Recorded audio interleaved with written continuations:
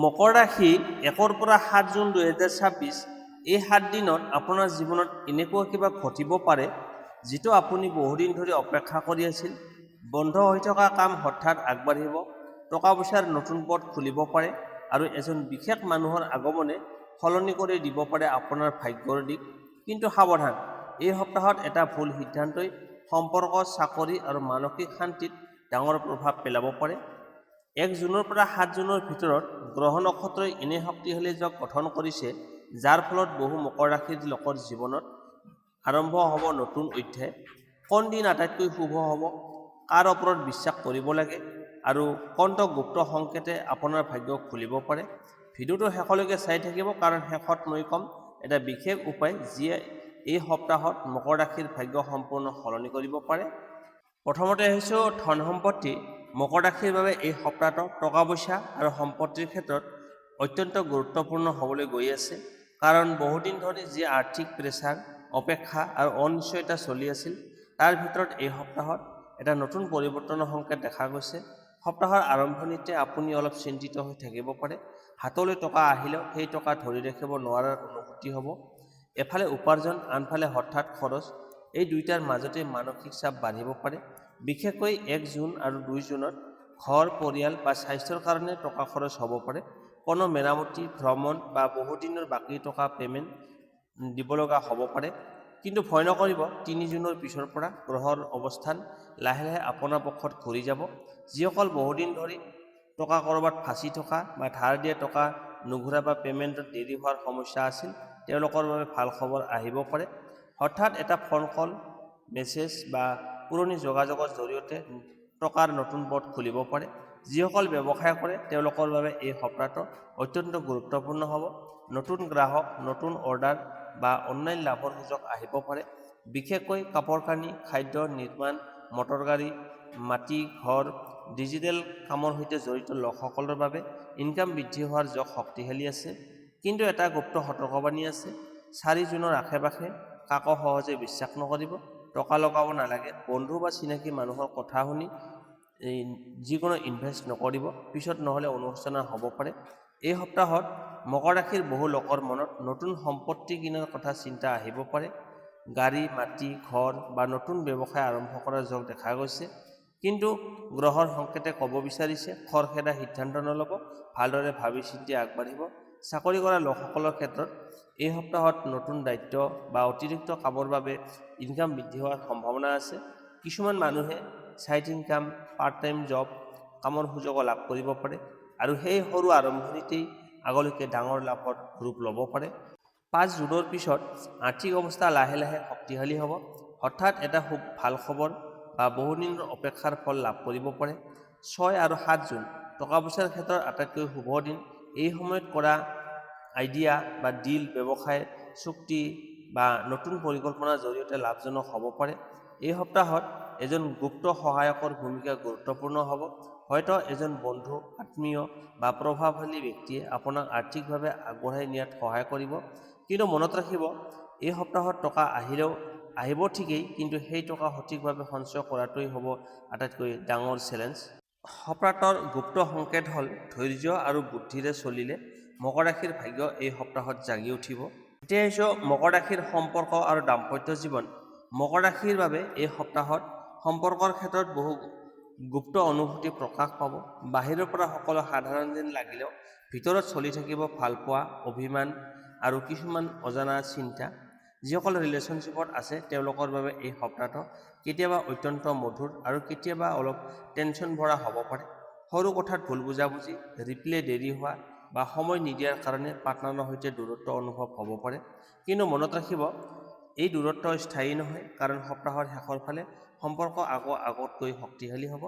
বিশেষকৈ 3 জুনৰ পিছত পাৰ্টনাৰৰ পৰা ইম'চনেল ছাপৰ্ট আৰু কেৰিয়াৰ বৃদ্ধি পাব। এটা বিশেষ কথা বা ছাৰপ্ৰাইজ আপোনাৰ মন আনন্দেৰে ভৰাই তুলিব পাৰে। যিসকল ছিংগেল হৈ আছে তেওঁলোকৰ জীৱনত এই সপ্তাহত নতুন কাৰোবাৰ প্ৰৱেশ হোৱাৰ যোগ দেখা গৈছে। এই চিনাকি প্ৰথমতে সাধাৰণ যেন লাগিব, কিন্তু লাহে লাহে ইম'চনেল কানেকশ্যন গভীৰ হ'ব। ফোন কল, ছ'চিয়েল মিডিয়া বা হঠাৎ হোৱা সাক্ষাতৰ যোগ খুব শক্তিশালী আছে। কিন্তু এটা ডাঙৰ সতৰ্কবাণীও আছে। এই সপ্তাহত মকৰ ৰাশিৰ আটাইতকৈ ডাঙৰ সমস্যা হ'ব অধিক নীৰৱতা আৰু ভিতৰৰ কথা নকোৱা। আপুনি নিজৰ অনুভূতি লুকুৱাই ৰাখিলে সন্মুখৰ মানুহে ভুল বুজিব পাৰে। সেইকাৰণে মনৰ কথা শান্তভাৱে প্ৰকাশ কৰক। বিবাহিত লোকসকলৰ বাবে এই সময়ত দাম্পত্য জীৱনত শান্তি লাহে লাহে বৃদ্ধি পাব। পৰিয়াল, ভৱিষ্যত আৰু আৰ্থিক বিষয় লৈ দুয়োৰে মাজত গুৰুত্বপূৰ্ণ আলোচনা হ'ব পাৰে। 5 জুন আৰু 6 জুন প্ৰেমৰ ক্ষেত্ৰত আটাইতকৈ শুভ দিন। প্ৰপ'জেল, সম্পৰ্কৰ নতুন আৰম্ভণি বা বহুদিনৰ ভুল বুজাবুজি দূৰ হোৱাৰ যোগ আছে। যদি আপুনি বহুদিন ধৰি কাৰোবাক মনৰ কথা ক'ব পৰা নাছিল, তেন্তে এই সপ্তাহত সাহস লাভ কৰিব আৰু আশ্চৰ্যজনকভাৱে সন্মুখৰ মানুহজনে আপোনাৰ অনুভূতি বুজি পাব। এই সপ্তাহত এজন পুৰণি মানুহ পুনৰ জীৱনত ঘূৰি আহিব পাৰে।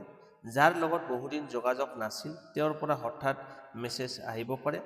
কিন্তু গ্ৰহৰ সংকেতে ক'ব বিচাৰিছে অতীতৰ ভুল পুনৰ নকৰিব। সপ্তাহটোৰ গুপ্ত সংকেত হ'ল সঁচা সম্পৰ্কৰ ৰাগ-খঙৰ দ্বাৰা নহয়, বিশ্বাস আৰু ধৈৰ্যৰ প্ৰয়োজন হয়। এতিয়া হৈছে মকৰ ৰাশিৰ চাকৰি আৰু কৰ্মজীৱন।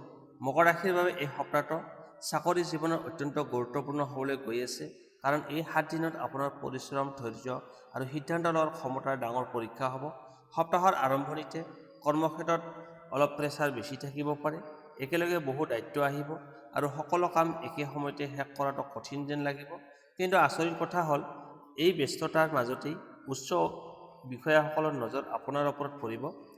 1 জুনৰ পৰা 3 জুনলৈ অফিচত নতুন কাম বা নতুন প্ৰজেক্ট বা নতুন দায়িত্ব লাভ কৰাৰ যোগ আছে। প্ৰথমতে অলপ কঠিন যেন লাগিলেও এই সুযোগে আগলৈকে উন্নতিৰ পথ খুলিব। যিসকল বহুদিন ধৰি প্ৰমোচন বা চেলাৰী বৃদ্ধিৰ অপেক্ষা কৰি আছে, তেওঁলোকৰ বাবে এই সপ্তাহত ভাল সংকেত দেখা গৈছে। কিন্তু কৰ্মক্ষেত্ৰত এজন ব্যক্তিয়ে আপোনাৰ সফলতা দেখি ভিতৰি ভিতৰি হিংসা কৰিব পাৰে। সেইকাৰণে নিজৰ পৰিকল্পনা আৰু গুপ্ত কথা সকলোকে নক'ব। যিসকল নতুন চাকৰি বিচাৰি আছে, তেওঁলোকৰ বাবে এই সপ্তাহত হঠাৎ এটা নতুন সুযোগ আহিব পাৰে। ফোন কল, ইমেইল বা চিনাকি মানুহৰ জৰিয়তে ইণ্টাৰভিউৰ যোগ দেখা গৈছে। বিশেষকৈ চৰকাৰী চাকৰি, বেংক, শিক্ষা বা অফিচ ৰিলেটেড কামৰ সৈতে জড়িত লোকসকলৰ বাবে ভাগ্য লাহে লাহে শক্তিশালী হ'ব। ব্যৱসায় কৰা লোকসকলৰ ক্ষেত্ৰত নতুন গ্ৰাহক, নতুন যোগাযোগ আৰু নতুন লাভৰ পথ মুকলি হ'ব। কিন্তু 4 জুনৰ আশে-পাশে কোনো পাৰ্টনাৰশ্বিপ বা টকা পইচাৰ চুক্তি খুব সাৱধানে কৰিব। ভুল সিদ্ধান্তত পিছত সমস্যাত পেলাব পাৰে। ছাত্ৰ-ছাত্ৰীসকলৰ ক্ষেত্ৰত এই সপ্তাহত মনোযোগ অলপ কম থাকিব পাৰে। অধিক চিন্তা আৰু মোবাইল ব্যৱহাৰে পঢ়া-শুনাত বাধা আনিব পাৰে। কিন্তু 5 জুনৰ পিছত ফ'কাছ লাহে লাহে বৃদ্ধি পাব আৰু পৰীক্ষা বা প্ৰতিযোগিতাত ভাল ফলাফল লাভ কৰাৰ যোগ আছে। এই সপ্তাহত মকৰ ৰাশিৰ বহু লোকৰ মনত কেৰিয়াৰক লৈ ডাঙৰ সিদ্ধান্ত লোৱাৰ চিন্তা আহিব। এই কাম মোৰ বাবে সঠিক নে? এই প্ৰশ্নই মনত ঘূৰি থাকিব। কিন্তু গ্ৰহৰ সংকেতে স্পষ্ট কৈছে আপোনাৰ পৰিশ্ৰম বিফলে নাযায়। ফল অলপ দেৰিকৈ আহিলেও নিশ্চয়ভাৱে লাভ কৰিব। 6 আৰু 7 জুন চাকৰি আৰু কৰ্মজীৱনৰ বাবে আটাইতকৈ শুভ দিন। ইণ্টাৰভিউ, মিটিং, নতুন কাম আৰম্ভ বা গুৰুত্বপূৰ্ণ সিদ্ধান্ত লোৱাৰ বাবে এই সময় অত্যন্ত শক্তিশালী হ'ব। এই সপ্তাহত এজন প্ৰভাৱশালী ব্যক্তিৰ সহায় লাভ কৰিব পাৰে, যিয়ে আপোনাৰ কৰ্মজীৱন আগবঢ়াই নিয়াত গুপ্ত ভূমিকা ল'ব। সপ্তাহটোৰ মূল শিক্ষা হ'ল মকৰ ৰাশিৰ সফলতা লাহে লাহে আহে কিন্তু স্থায়ী হয়। মকৰ ৰাশিৰ জাতক-জাতিকাসকল, এই সপ্তাহটোৰ ভিতৰত আপোনাৰ বাবে কোন দিন আটাইতকৈ শুভ হ'ব? 5 জুন আৰু 7 জুন আপোনাৰ বাবে আটাইতকৈ শক্তিশালী আৰু শুভ দিন হ'ব পাৰে। এই দিন দুটাত নতুন কাম আৰম্ভ, টকা পইচাৰ সিদ্ধান্ত, চাকৰিৰ ইণ্টাৰভিউ বা প্ৰেমৰ কথা প্ৰকাশ কৰাৰ যোগ অত্যন্ত শুভ। বিশেষকৈ 7 জুনত হঠাৎ এটা সুখবৰ বা বহুদিনৰ অপেক্ষাৰ ফল লাভ কৰাৰ সম্ভাৱনা আছে। কাৰ ওপৰত বিশ্বাস কৰিব লাগে? এই সপ্তাহত সকলো মানুহৰ আগত নিজৰ প্লানসকলৰ আৰু মনৰ কথা খুলি নক'ব, কাৰণ আপোনাৰ ওচৰত এজন ব্যক্তি আছে যিয়ে বাহিৰত ভাল দেখুৱায় কিন্তু ভিতৰি ভিতৰি আপোনাৰ সফলতা দেখি হিংসা কৰে। বিশ্বাস কৰিব সেই মানুহজনক যিয়ে কঠিন সময়তো নিঃশব্দে আপোনাৰ কাষত থাকে। বিশেষকৈ পৰিয়ালৰ এজন ডাঙৰ মানুহ বা বহুদিনৰ পুৰণি বন্ধুৰ পৰামৰ্শ এই সপ্তাহত আপোনাৰ বাবে ভাগ্য সলনি কৰা সংকেত হ'ব পাৰে। কোনটো গুপ্ত সংকেতে ভাগ্য খুলিব পাৰে?